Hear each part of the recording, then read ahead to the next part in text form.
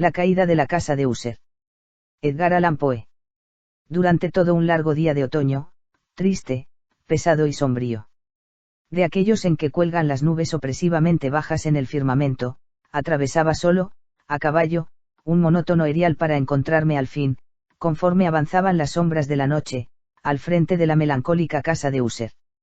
No sé por qué, pero a la primera ojeada al edificio, un sentimiento de tristeza intolerable se apoderó de mi espíritu. Digo intolerable, porque esta impresión no estaba siquiera atenuada por aquella sensación casi agradable, por cuanto poética, con que generalmente recibe el cerebro las imágenes naturales aunque austeras de lo desolado y lo terrible.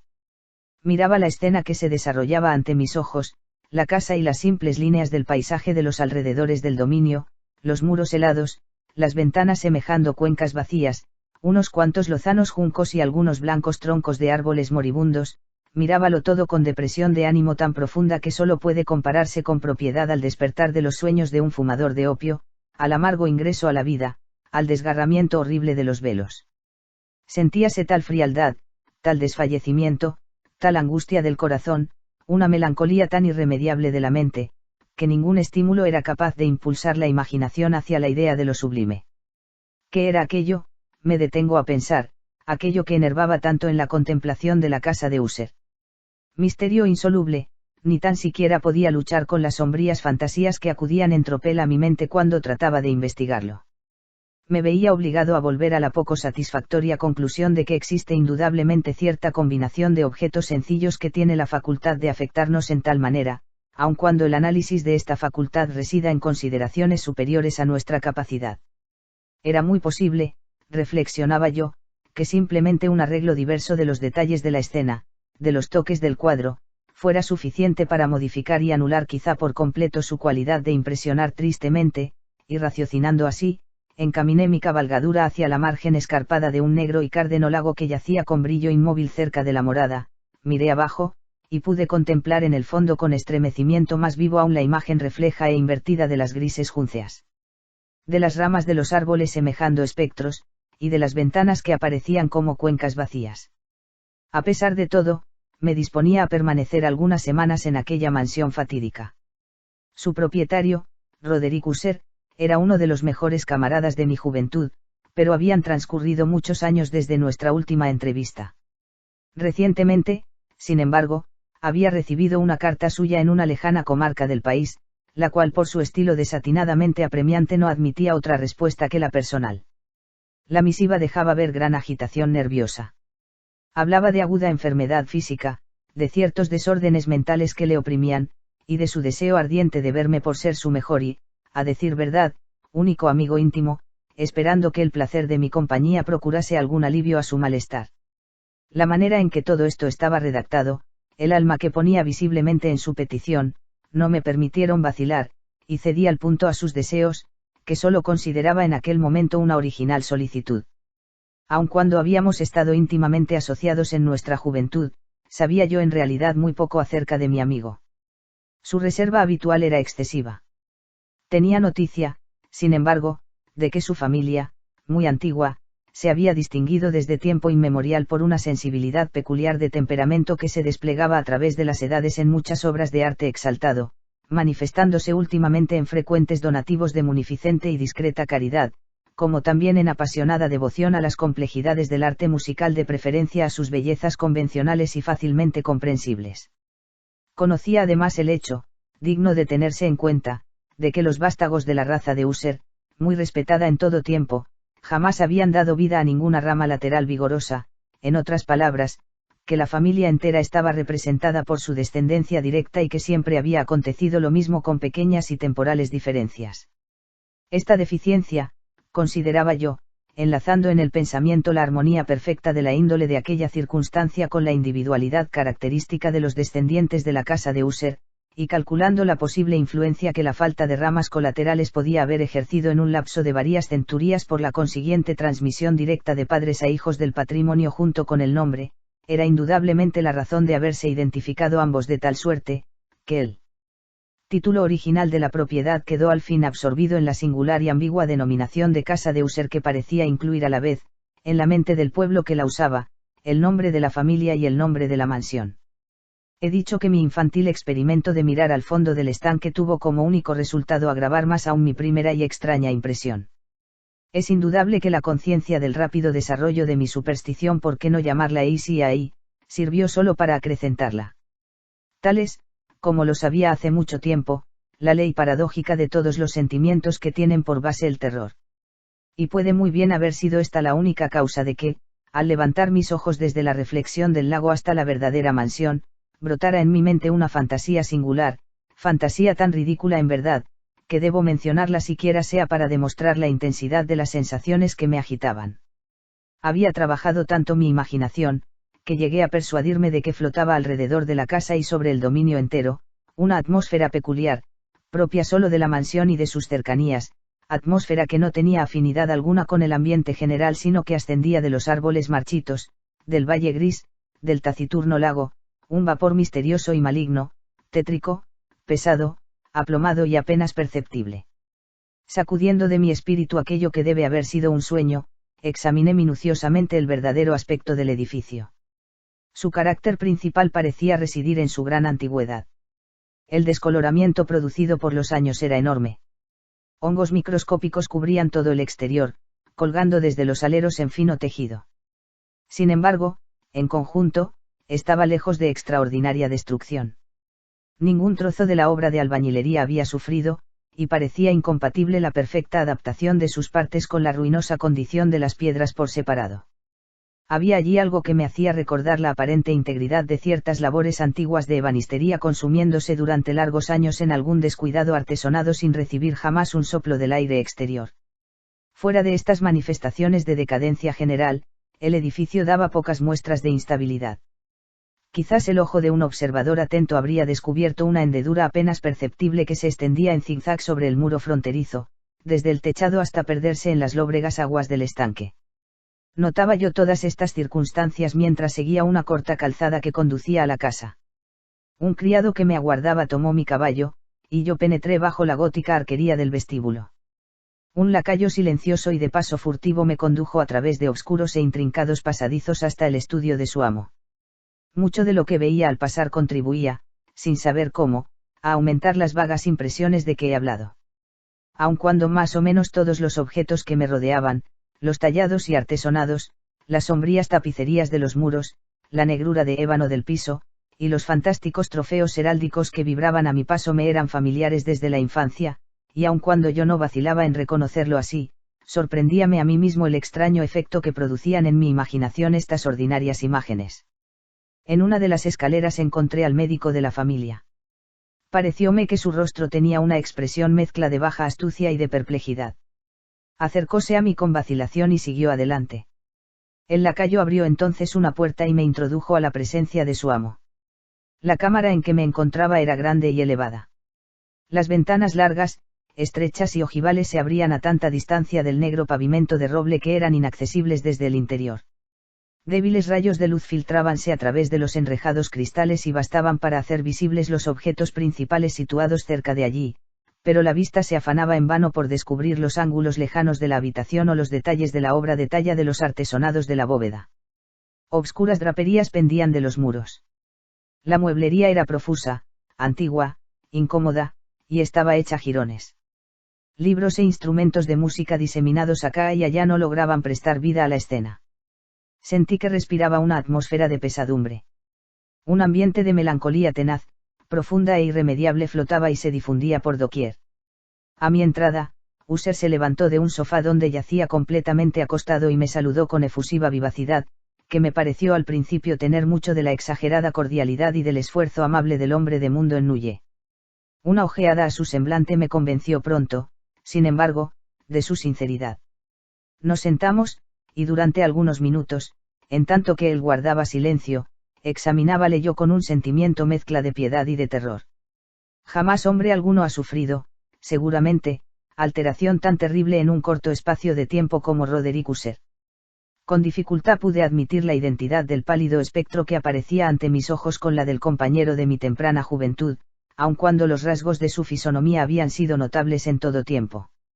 Cutis de palidez cadavérica, grandes ojos incomparablemente húmedos y luminosos, labios algo delgados y muy descoloridos, pero de bellísima curva, nariz de delicado perfil hebreo con ventanillas extraordinariamente movable para esta clase de tipo, barba finamente modelada, que acusaba en su falta de prominencia la falta de energía moral, cabello tan suave y tenue como una pluma, facciones todas que, acompañadas de un desarrollo poco común hacia las sienes, formaban un conjunto que no podía olvidarse fácilmente. Y ahora la simple exageración del carácter predominante de aquellos rasgos y del sello que les caracterizaba había provocado cambios tan profundos que me hacían dudar de la personalidad de aquel a quien me dirigía. La palidez excesiva de la piel le hacía asemejarse a un espectro, y sobre todo, me deslumbraba el brillo maravilloso de sus ojos, produciéndome casi una especie de pavor. El cabello plateado había crecido descuidadamente y en su tenuidad flotaba más bien que caía alrededor del rostro, en forma tal, que me era imposible asociar su arábigo estilo con la idea de un ser humano. En los modales de mi amigo pude notar inmediatamente cierta incoherencia y vaguedad que provenían, según me apercibí pronto, de continuos y fútiles esfuerzos para dominar una habitual trepidación o excesiva agitación nerviosa. En realidad, estaba preparado a encontrar algo de esta naturaleza, no solo por su carta sino por reminiscencias de la expresión particular de sus facciones juveniles y por conclusiones fáciles de deducir de su temperamento y aspecto físico peculiares. Sus ademanes eran alternativamente fogosos y taciturnos. Su voz cambiaba con rapidez desde cierta trémula indecisión, cuando la vida física parecía completamente agotada, hasta una especie de concisión enérgica, una enunciación firme, áspera, pausada y sonora, semejante a aquella gutural pronunciación, lenta, equilibrada y vibrante, que puede observarse en el ebrio consuetudinario o en el fumador de opio impenitente durante el periodo de excitación más intensa. En esta forma habló del objeto de mi visita, de su deseo ardiente de verme y del solaz que aguardaba de mi presencia. Entró al cabo en lo que consideraba la naturaleza de su enfermedad. Era, decía, un mal de constitución y de familia, algo para lo cual desesperaba de encontrar remedio, una simple afección nerviosa, añadió inmediatamente, que sin duda pasaría pronto. Se manifestaba esta afección en una multitud de sensaciones extraordinarias. Algunas de ellas me interesaron y trastornaron conforme las detallaba, aun cuando influían quizá para este resultado los términos que empleaba y su manera de narrarlas. Sufría mucho por la sensibilidad morbosa de sus sentidos, solo podía tolerar el alimento más insípido, podía usar únicamente vestiduras de determinada clase de tejido, el perfume de las flores le oprimía, la luz más débil torturaba sus ojos, y solo le era dado resistir sin horror sones peculiares arrancados de ciertos instrumentos de cuerda. Le encontré ciegamente esclavizado por terrores anómalos. Pereceré seguramente, decía, debo perecer en esta deplorable locura. Así, y no de otra manera he de morir. Tiemblo ante los acontecimientos futuros, no tanto en sí mismos como en sus resultados. Me estremezco al pensamiento de cualquier incidente, siquiera el más trivial, que se desarrolle para mí en medio de esta intolerable agitación de espíritu. En verdad, no odio el peligro sino en su efecto absoluto, el terror. En esta lastimosa y debilitada condición, siento que pronto o tarde llegará el momento en que pierda a la vez la razón y la vida en lucha con el horrendo fantasma, terror. Me di cuenta además, a intervalos y a través de cortadas y ambiguas alusiones, de otro rasgo singular de su estado mental. Hallábase encadenado a la mansión que habitaba por ciertas creencias supersticiosas en virtud de las cuales jamás se había atrevido a alejarse durante largos años, y que se basaban en determinada influencia, cuyo supuesto poder se transmitía en forma demasiado tenebrosa para repetirse aquí, influencia que, debido a ciertas peculiaridades en la naturaleza y estructura de la morada de sus antepasados, había prevalecido en su espíritu, a costa de largos sufrimientos, afirmaba él, efecto provocado por la fisonomía de los grises muros y torrecillas y por el tétrico estanque en que se reflejaban, que había al fin echado abajo la fuerza moral de su existencia. Admitía, sin embargo, aunque con alguna vacilación, que gran parte de aquella melancolía particular que le afligía podía atribuirse a causa más natural y palpable, a la seria y larga enfermedad, y probablemente cercano fin, de una hermana tiernamente amada, su única compañera por largos años, el único y último miembro de su familia en la tierra. Su muerte, decía con amargura que jamás olvidaré, le dejaría a él, desesperado y frágil único descendiente de la antigua raza de User. Mientras hablaba así, Lady Madeline, que así se llamaba la dama, atravesó suavemente un ángulo lejano de la habitación y desapareció sin haber notado mi presencia. La miré con profunda extrañeza no desprovista de terror, y estoy todavía lejos de expresar mis verdaderos sentimientos. Una sensación de estupor me oprimía en tanto que mis ojos seguían sus huellas. Cuando al fin cerróse una puerta tras ella, mis miradas trataron instintiva y ansiosamente de escudriñar el continente de su hermano, pero había enterrado el rostro entre sus manos, y pude solamente percibir que una palidez mayor que de ordinario se extendía sobre sus enflaquecidos dedos entre los cuales brotaban lágrimas apasionadas. La enfermedad de Lady Madeline había burlado largo tiempo la ciencia de sus facultativos. Una apatía continua, una gradual decadencia de su constitución y frecuentes aunque pasajeras afecciones, de carácter cataléptico en su mayor parte, formaban la diagnosis habitual. Al principio luchó ella contra la fuerza del mal sin guardar cama definitivamente, pero en la noche de mi llegada a la casa sucumbió al poder destructor de la enfermedad, según me participó su hermano con agitación inenarrable, y supe que lo que había vislumbrado de su persona en aquel momento sería probablemente todo lo que llegaría a conocer de la dama, en vida por lo menos. Durante los días subsiguientes no se mencionó su nombre entre nosotros y todo aquel tiempo estuve ensayando diversos entretenimientos para aliviar la melancolía de mi amigo. Pintábamos y leíamos juntos, o escuchaba yo como en sueños las salvajes improvisaciones con que hacía hablar a su guitarra. Y al penetrar de esta manera más y más íntimamente en los repliegues de su alma, pude apreciar mejor la impotencia de mis tentativas para levantar su espíritu de la lobreguez en que se debatía, la que, como cualidad positiva inherente, se extendía a todos los objetos del universo físico y moral en incesante radiación de tinieblas. Conservaré siempre el recuerdo de las horas solemnes que pasé a solas con el heredero de la casa de User. Fracasaría si intentara dar idea exacta de la índole de los estudios y trabajos en los que me extraviaba o me conducía. Un idealismo exaltado y exageradamente inquieto arrojaba su luz sulfúrea sobre todo aquello. Sus largas improvisaciones de endechas resonarán por siempre en mis oídos. Entre otras cosas, recuerdo especialmente una extraña perversión y amplificación del aire exótico del último vals de von Weber.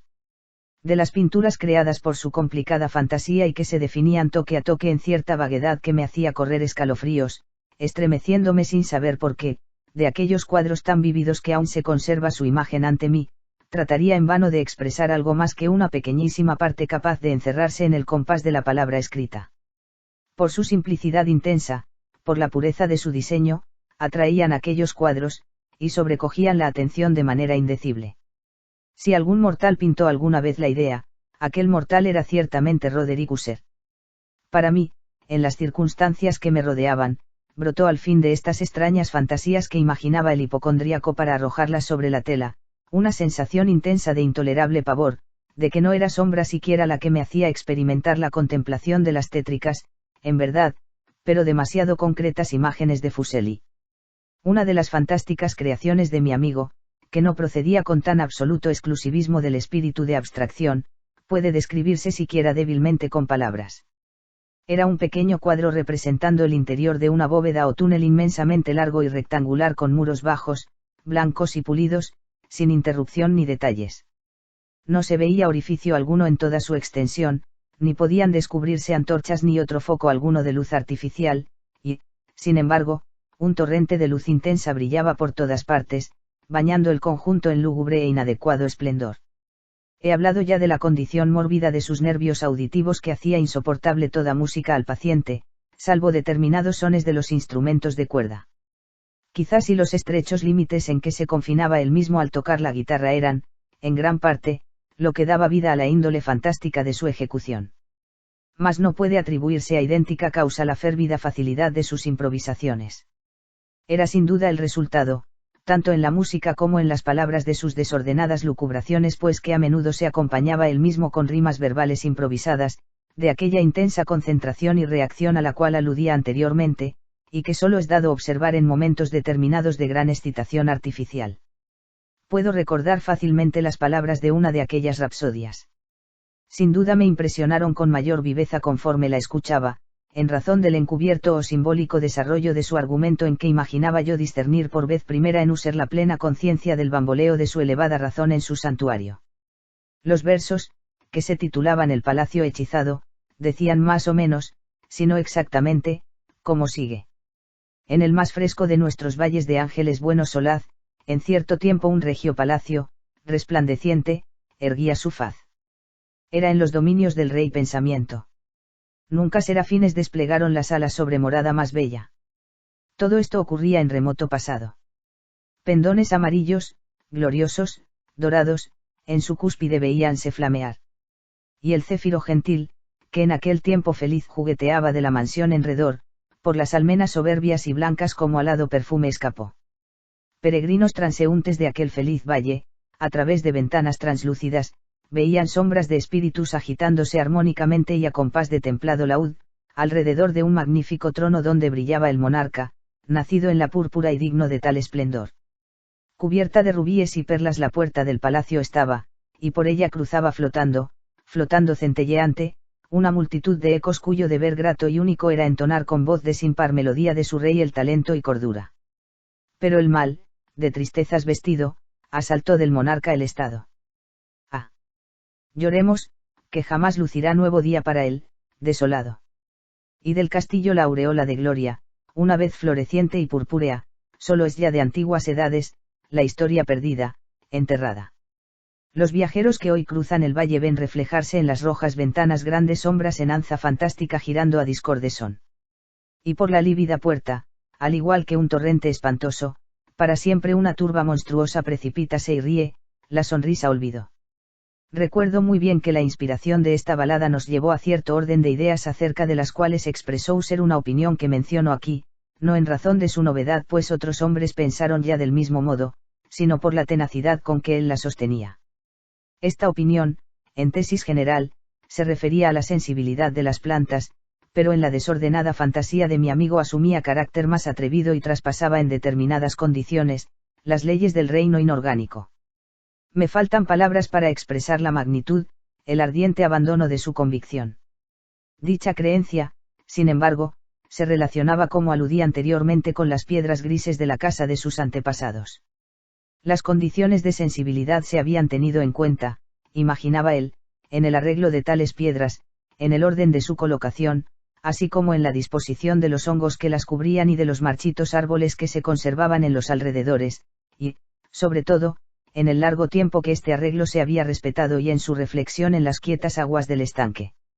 La prueba de la sensibilidad de aquellos objetos podía encontrarse, decía y aquí me estremecía sus palabras, en la gradual y positiva condensación de una atmósfera propia sobre las aguas y los muros de la casa.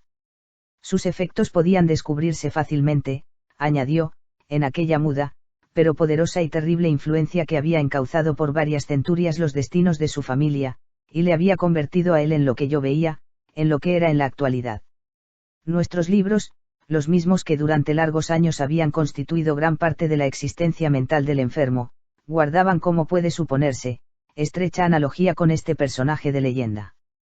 Profundizamos juntos obras como el Verbert Chartrus de Gresset, el Belfagour de Machiavelli, el Heaven Angel de Swedenborg, el Subterranean Voyage of Nicholas Klim de Olberg, la Chiromancy, por Robert Fladd, por Jan de Indagine y por de la Chambre, la Journey into the Blue Distance, por Tieck, y la City of the Sun por Campanella. Uno de nuestros ejemplares favoritos era una pequeña edición en octavo del Directorium Inquisitorum, por el dominicano Eimeric de Gironne, y había ciertos pasajes de Pomponius Mela acerca de los antiguos sátiros y egipanes africanos que hacían soñar a User durante horas enteras. Su principal deleite consistía, sin embargo, en la lectura de un libro gótico en cuarto, extremadamente raro y curioso, Manual de una iglesia abandonada, el Vigilae Mortuorum Chorum Ecclesiae Maguntinae.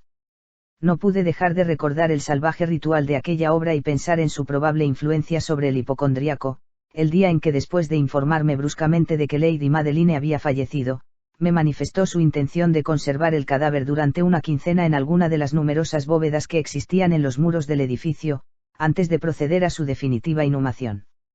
La razón principal que adujo para este singular procedimiento era de tal naturaleza que no me dejaba libertad de discutirla.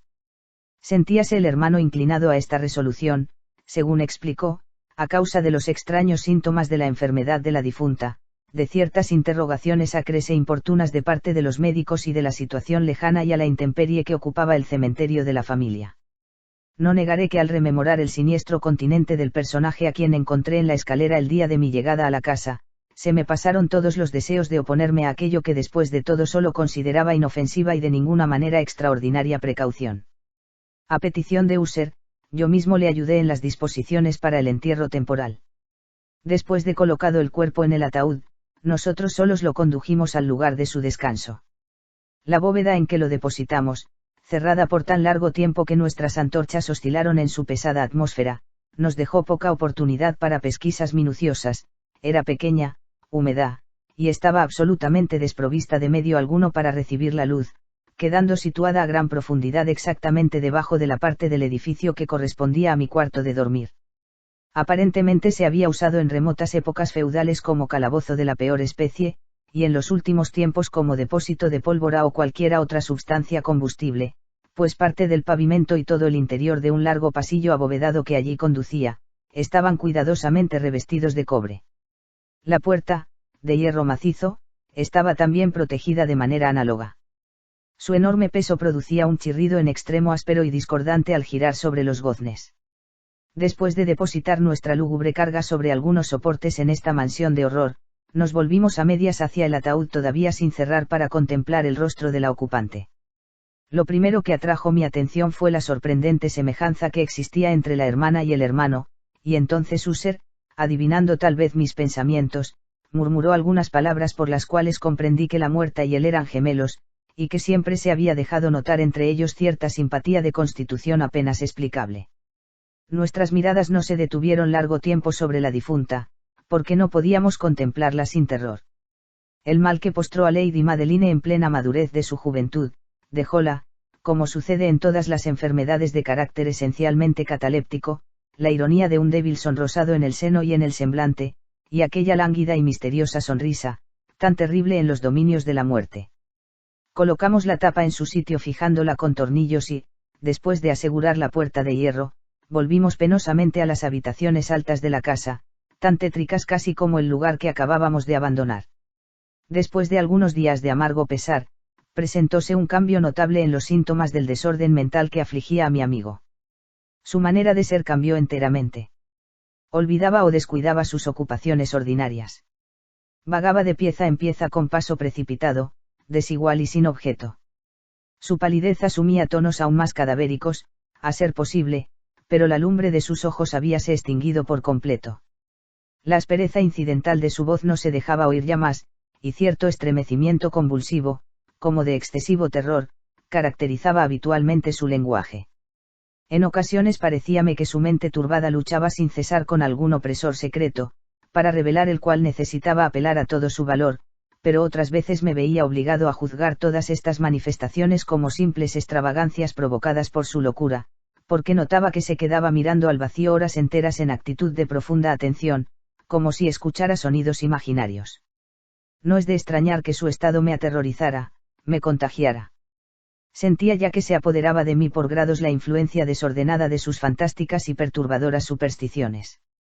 Al retirarme tarde a descansar una noche, 7 u 8 días después de depositar el cuerpo de Lady Madeline en el calabozo, pude apreciar mejor que nunca el alcance de tales impresiones. El sueño había huido de mis párpados mientras las horas transcurrían una tras otra. Intenté raciocinar para dominar la nerviosidad que se había apoderado de mi espíritu, procuré convencerme de que gran parte si no todo lo que sentía era debido a la inquietadora influencia de la lúgubre mueblería de la habitación, a las sombrías y desgarradas draperías que, torturadas por el aliento de una tempestad cercana, batíanse acá y allá caprichosamente sobre los muros y susurraban medrosamente entre las decoraciones del lecho, pero mis esfuerzos fueron infructuosos. Un temblor invencible se apoderó de mí gradualmente, y al fin pesó sobre mi corazón una alarma aguda e infundada. Dominándola con pena y respirando fuertemente me enderecé sobre las almohadas, tratando ansiosamente de penetrar la intensa obscuridad de la cámara, y escuché entonces, no sé cómo, a menos que algún espíritu del instinto me incitara, ciertos ruidos sordos e indistintos que venían a largos intervalos, yo no sé de dónde, entre las pausas de la tempestad. Oprimido por un intenso sentimiento de horror, tan extraordinario como intolerable, me eché encima la ropa precipitadamente, sabiendo bien que no podría ya dormir aquella noche, y traté de reaccionar contra la condición deplorable en que me encontraba, dando paseos forzados de un extremo a otro de la habitación. Había dado así algunas vueltas, cuando un leve paso en la escalera contigua atrajo mi atención. Reconocí inmediatamente a User. Un instante después llamó, en efecto, a mi puerta con suave golpear, y entró llevando una lámpara en la mano. Su semblante mostraba palidez cadavérica como de costumbre, pero había además cierta especie de hilaridad insana en sus ojos, una visible histeria contenida en toda su actitud. Su aspecto me aterró, pero todo era preferible a la soledad que había soportado largas horas y llegué hasta felicitarme de su presencia como un alivio. De modo que no habéis visto, dijo exabrupto, después de mirar intensa y silenciosamente en torno suyo por algunos instantes. No habéis visto. Pero aguardad. Ya veréis. Hablando así, y bajando cuidadosamente la pantalla de su lámpara, dirigióse con rapidez a una de las ventanas y la abrió de par en par ante la tempestad. La impetuosa furia de las ráfagas que se precipitaron en la habitación nos levantó casi por los aires. Era, en verdad, una noche borrascosa pero de austera belleza y singularmente extraña en su hermosura y en su horror. Verosímilmente se había levantado un torbellino en las cercanías porque se presentaban frecuentes y violentas alteraciones en la dirección del viento, y la densidad excesiva de las nubes, tan bajas que parecían pesar sobre los torreones del castillo, no impedía notar la velocidad de seres vivientes al parecer, con que se precipitaban unas contra otras de todos lados sin desvanecerse a la distancia. Decía que su excesiva densidad no impedía que apreciáramos el espectáculo, aun cuando no había rastro de luna ni de estrellas, ni resplandor alguno de relámpagos. Sin embargo, la superficie inferior de aquellas pesadas masas de agitado vapor, así como todos los objetos terrestres que nos rodeaban, resplandecían a la luz sobrenatural de una exhalación gaseosa, débilmente luminosa y perfectamente visible que circundaba y envolvía toda la mansión.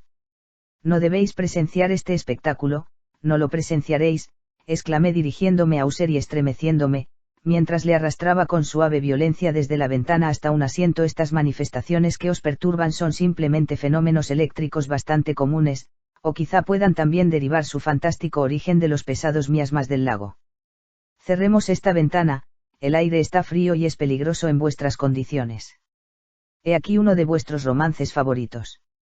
Yo leeré y vos escucharéis, y pasaremos juntos esta horrible noche. El antiguo volumen que había cogido era el Mad Trist de Sir Launcelot Canning, pero lo califiqué de favorito de User más bien bromeando tristemente que hablando de buena fe, porque en verdad nada podía encontrarse en su verbosidad grosera y poco imaginativa que pudiera interesar el elevado y espiritual idealismo de mi amigo. Fue, con todo, el primer libro que pude haber a mano inmediatamente, y alimenté la vaga esperanza de que la excitación que agitaba en aquel momento al hipocondríaco encontrara momentáneo alivio, pues que la historia de los desórdenes mentales está llena de anomalías semejantes en las descabelladas incidencias que hubiere de leer. En realidad, a juzgar por el aire extravagante de ansiosa atención con que escuchaba o aparentaba escuchar la fraseología del cuento, podía congratularme por el éxito de mi plan. Habíamos llegado a la parte bien conocida de esta historia en que Ethelred, el héroe del Trist, habiendo intentado en vano penetrar pacíficamente en la morada del ermitaño, se resuelve a lograrlo a viva fuerza. Aquí, si bien se recuerda, la narración continúa así.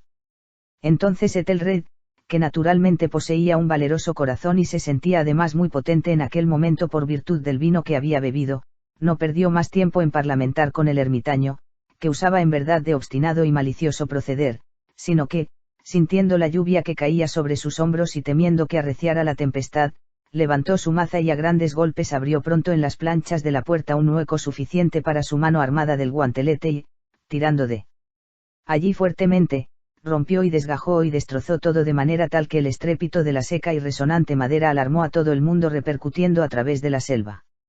Al terminar este acápite me sobresalté e hice una pausa involuntaria, porque me pareció, aun cuando deduje inmediatamente que era ilusión de mi exaltada fantasía, me pareció, digo, que de algún remoto rincón de la casa llegaba a mis oídos el eco indistinto, amortiguado y confuso ciertamente, de aquellos sonidos de golpes y destrucción que Sir Launcelot había descrito con tanta minuciosidad.